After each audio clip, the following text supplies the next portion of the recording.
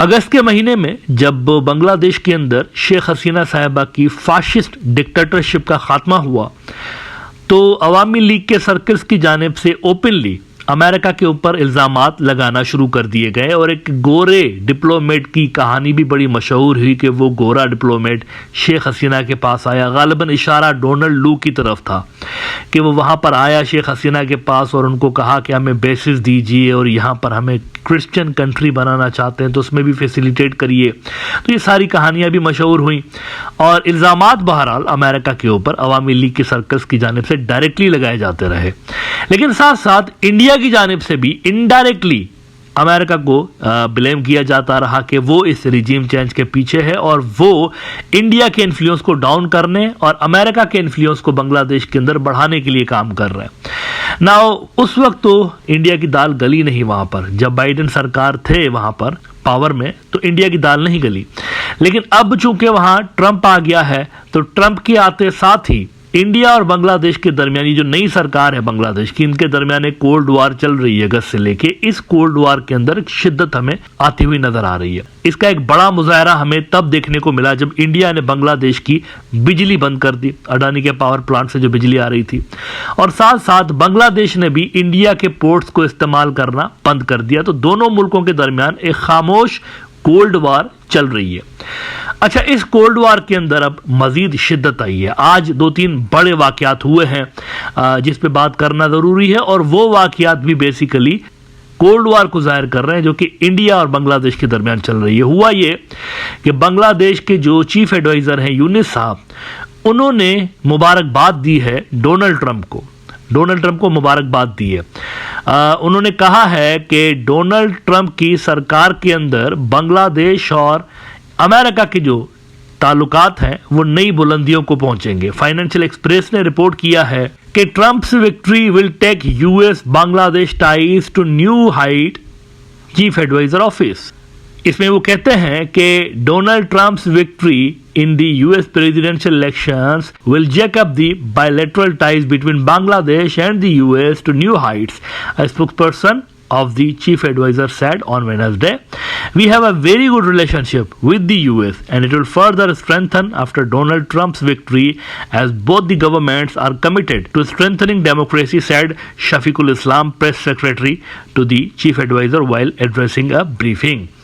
तो वहां पर एक जबरदस्त शुरुआत की गई है, मुबारकबाद का पैगाम भेज दिया गया है डोनाल्ड ट्रंप साहब को, लेकिन इंडिया की कोशिश ये रही है अगस्त से लेकर कि समहाउ बांग्लादेश को गंदा किया जाए अमेरिका के अंदर, और इस काम के लिए महंगी लॉबिंग फर्म्स भी हायर की गई और इंडियन डिप्लोमेट्स भी वहां पर दिन रात काम करते रहे नई सरकार के ऊपर प्रेशर डालने के हवाले से, ताकि इंडिया का वो जो खोया हुआ मकाम है बांग्लादेश के अंदर उसको रिवाइव किया जा सके। लेकिन उस वक्त दाल नहीं गली। लेकिन अब ट्रंप के आने के बाद इंडिया की जानिब से एक मर्तबा फिर से नए सिरे से कोशिशें की जा रही हैं बांग्लादेश की सरकार के ऊपर दबाव बनाने के हवाले से। इस वक्त तो देखें वो टोटली जीरो है ना, जीरो है इंडिया वहां पर बांग्लादेश के अंदर।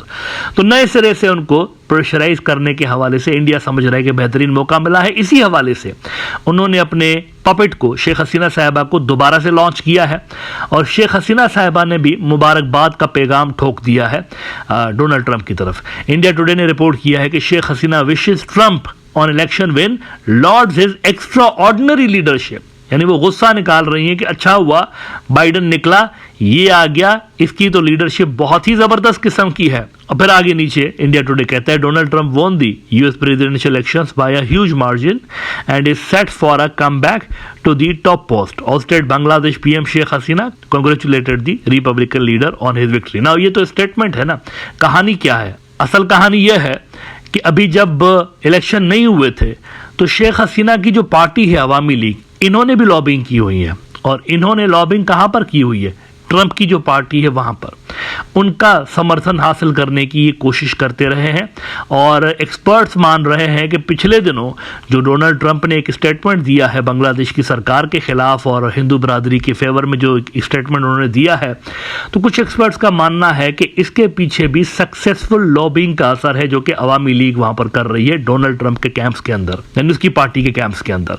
तो कुछ लोग इसको यहां से भी जोड़ रहे हैं, इंडिया से भी, और शेख हसीना साहिबा की मुश्तरका एफर्ट्स जो हैं उसके असरात वो कह रहे हैं कि नजर आ रहे हैं कि ट्रंप इस तरह के बयान दे रहा है। नाउ सबसे बड़ा क्वेश्चन यह है कि व्हाट नेक्स्ट। इंडिया ने पहले कोशिश की, माइनॉरिटी कार्ड खेलने की कोशिश की, हिंदू खतरे में है, इस तरह का नैरेटिव बेचने की कोशिश की अमेरिका के अंदर, लेकिन वो नाकाम रहे। तो अब क्या, अब ट्रंप के आने के बाद वो क्या करेंगे, ऐसा वो क्या करेंगे जिससे वो समझते हैं कि ट्रंप मुतासर होगा और वो नई सरकार को प्रेशराइज कर सकते हैं जो कि बांग्लादेश के अंदर मौजूद है। तो इसके हवाले से गालिब इम्कान यही है कि पुरानी पॉलिसी को ही रिपीट किया जाएगा जो कि बाइडेन के दौर में उन्होंने अडॉप्ट की थी। पुरानी पॉलिसी ये थी कि बाइडेन को इन्होंने कहा कि नई जो सरकार है ये एंटी हिंदू है, एंटी माइनॉरिटी है, यही कार्ड कंटिन्यू रखा जाएगा, क्योंकि ये जो स्ट्रेटजी है बड़ा केयरफुली डिजाइन की गई है इंडिया के अंदर। इस स्ट्रेटजी के पीछे असल में बीजेपी का अपना मफाद है, पॉलिटिकल मफाद है, ये उनको सूट करती है। लोकल जो इनकी ऑडियंस है वहां पर इंडिया के अंदर वो भी मुतासिर होते हैं, उनको भी ये चीज अट्रैक्ट कर रही होती है, ये नैरेटिव अट्रैक्ट कर रहा होता है उनको भी। तो यही स्ट्रेटजी इंडिया की जानिब से बरकरार रहेगी बांग्लादेश के हवाले से, उनको प्रेशराइज करने के हवाले से। अच्छा, इसमें बीच बीच में आप देखेंगे कि कुछ किरदार जो है ना, नए नए एक्टर्स वो भी आपको नजर आएंगे। अब कौन से एक्टर्स हैं? एक्टर्स से मेरी मुराद इंडिविजुअल्स भी हैं और ऑर्गेनाइजेशंस भी हैं। ऐसे इंडिविजुअल्स और ऐसी ऑर्गेनाइजेशंस जिनकी जड़ें इंडिया के अंदर मौजूद हैं, उनको इस्तेमाल किया जा सकता है बांग्लादेश को मलाइन करने के हवाले से, उनको डिप्लोमेटिक सर्कल्स में गंदा करने के हवाले से। मिसाल के तौर पर एक ऐसा ही वाकया इन दिनों आपको नजर आ रहा है। इस्कॉन जो है एक बड़ी तंजीम है इंडिया के अंदर भी, इनका बेस असल में इंडिया के अंदर है, इनके जो फाइनेंसर्स हैं वो भी इंडिया के अंदर है, लेकिन बांग्लादेश में भी ये तंजीम मौजूद है और दुनिया के बहुत सारे और भी मुल्कों में मौजूद है। इस्कॉन को अचानक से एक्टिवेट कर दिया गया है।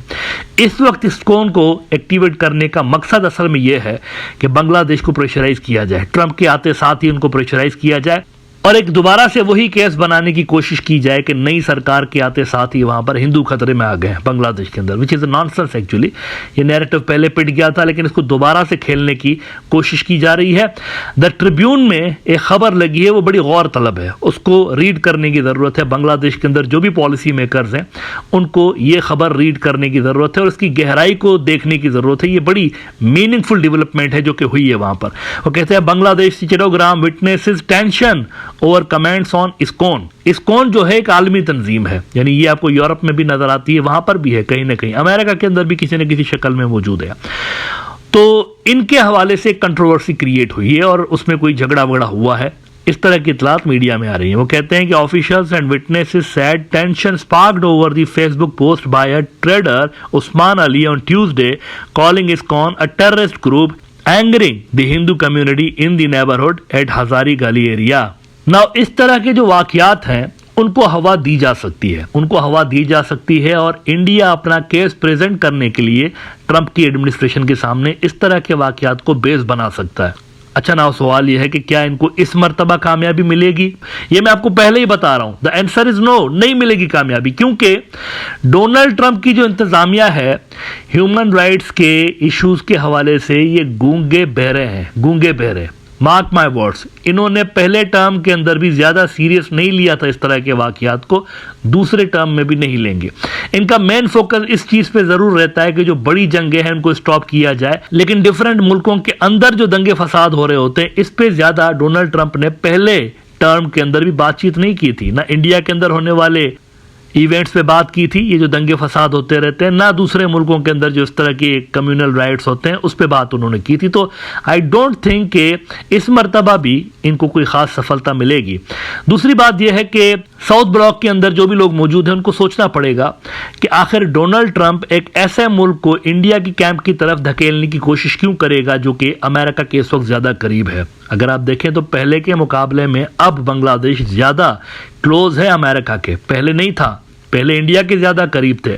शेख हसीना को दोबारा इंस्टॉल करना इंडिया का मकसद है, तो शेख हसीना अगर दोबारा इंस्टॉल होती है तो बांग्लादेश तो दोबारा इंडियन कैंप में चला जाएगा ना। तो बताइए कि ट्रंप क्यों इंटरेस्टेड होगा इस तरह के फजूल किस्म के एडवेंचर के अंदर, उसका क्या फायदा है इसके अंदर। एक ऐसा मुल्क जो कि अमेरिका के करीब है उसको अमेरिका से दूर करके इंडिया के करीब करने में ट्रंप का क्या फायदा होगा।